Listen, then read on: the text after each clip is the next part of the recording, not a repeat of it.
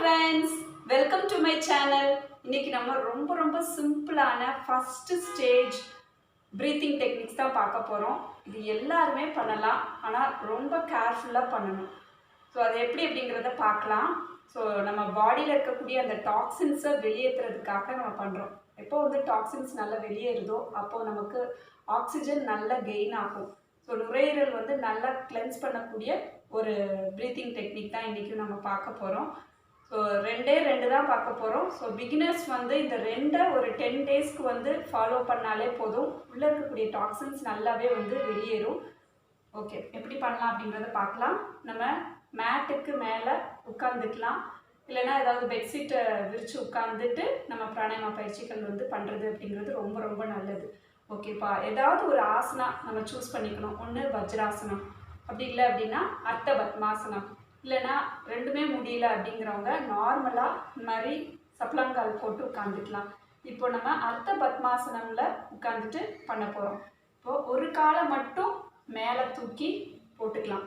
லெஃப்டாக இருக்கட்டும், ரைட் லெக்காக இருக்கட்டும், எது உங்களுக்கு கன்வீனியன்ட்டோ அதை வந்து மேலே போட்டு நல்லா உடம்போட அந்த அடிவயிறில் அந்த குதிங்கால் படுற மாதிரி நம்ம சேர்த்து வச்சுட்டு இந்த மாதிரி உட்காந்துக்கலாம்.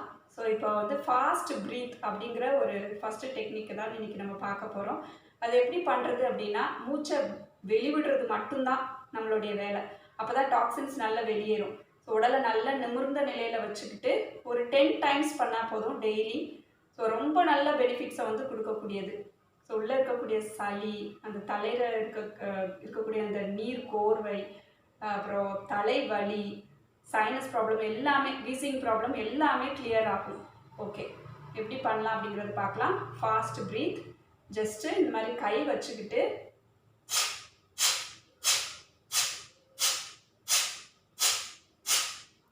அவ்வளோதான்.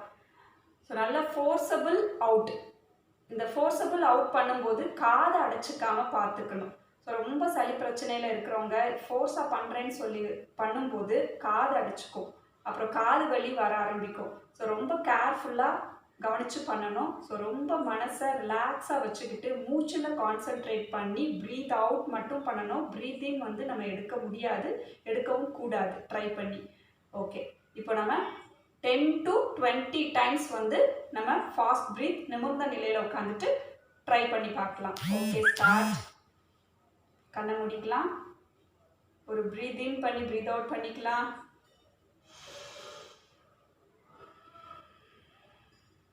மறுபடியும் breath in and breath out.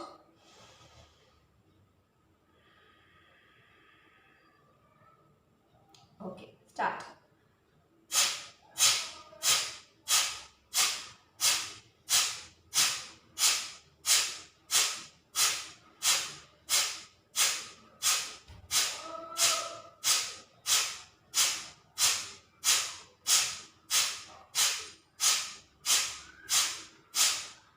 Relax.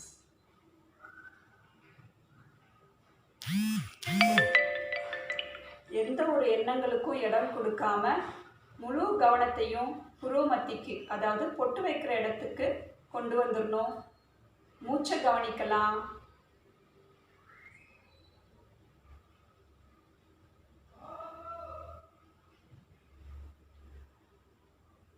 Okay, next breathing technique.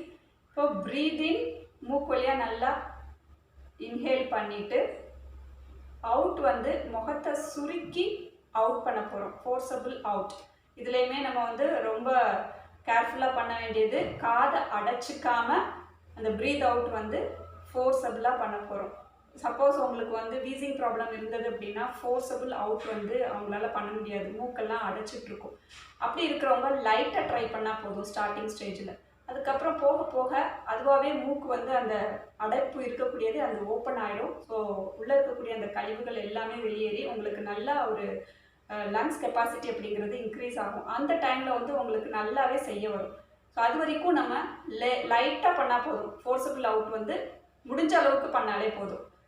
ஆனால் ரெகுலராக டெய்லி ப்ராக்டிஸ் இருந்தால் மட்டும்தான் அந்த வீசிங் ப்ராப்ளம்லாம் சரியாகும். நுரையீரலை வந்து நல்லா சுத்தப்படுத்தி உள்ளே இருக்கக்கூடிய அந்த டாக்ஸின்ஸை நல்லா வெளியேற்ற முடியும். ஸோ அதனால் கவனித்து மூச்சோடு நம்ம பண்ணலாம். ஓகே, இப்போ breathe in out இந்த மாதிரி. ஓகே, இந்த மாதிரி நம்ம 10 டைம்ஸ் பண்ண போகிறோம். முகத்தை சுருக்கி அவுட் பண்ணணும், அதான் ரொம்ப முக்கியம். breathe in நார்மலாக, breathe out முகத்தை சுருக்கி அவுட் பண்ணணும், உடனே அவுட்.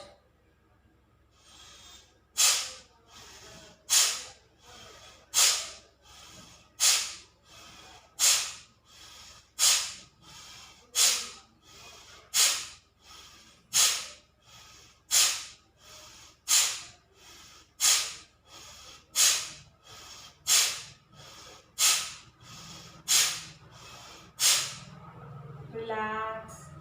செஞ்சு முடிச்சதுக்கப்புறமா முழு கவனத்தையும் பொட்டு வைக்கிற இடத்துக்கு கொண்டு வந்துடலாம்.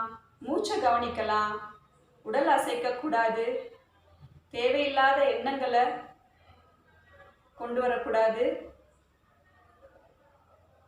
பாடி, மைண்ட்,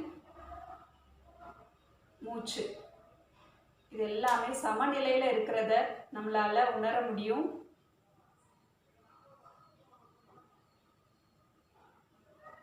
மெதுவாக breathe in பண்ணி breathe out. ஓகே, இப்போ திரும்பவும் இப்போ ரெண்டையும் சேர்த்து நான் செஞ்சு காட்டுறேன். ஸோ 10 டைம்ஸ் பண்ணலாம். ஓகே, ஃபஸ்ட்டு நம்ம ஃபாஸ்ட் ப்ரீத் பார்த்தோம். செகண்ட் நம்ம breathe in பண்ணி முகத்தை சுருக்கி அவுட் பண்ணோம். ஸோ இப்போ நான் ரெண்டையும் சேர்த்து செஞ்சு காட்டுறேன். Okay,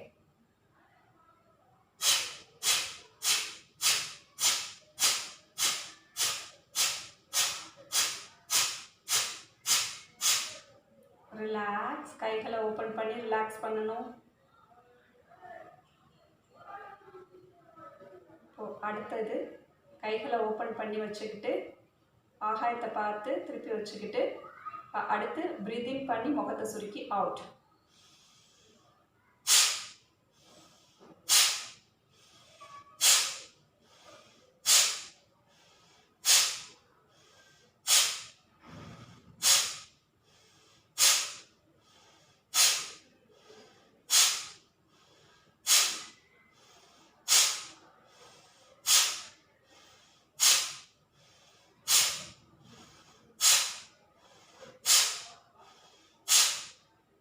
relax. ஓகே, இது நல்லா செய்ய நம்ம வயிற்று பகுதியில் இருக்கக்கூடிய ஃபேட்ஸ் எல்லாமே நல்லா கரைஞ்சிரும்.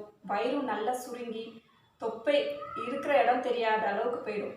ஸோ அந்த அளவுக்கு நன்மைகளை கொடுக்கக்கூடியது இந்த ப்ரீத்திங் டெக்னிக்ஸ். ஓகே ஃப்ரெண்ட்ஸ், நம்ம நெக்ஸ்ட் வீடியோவில் பார்க்கலாம். பாய் பாய்.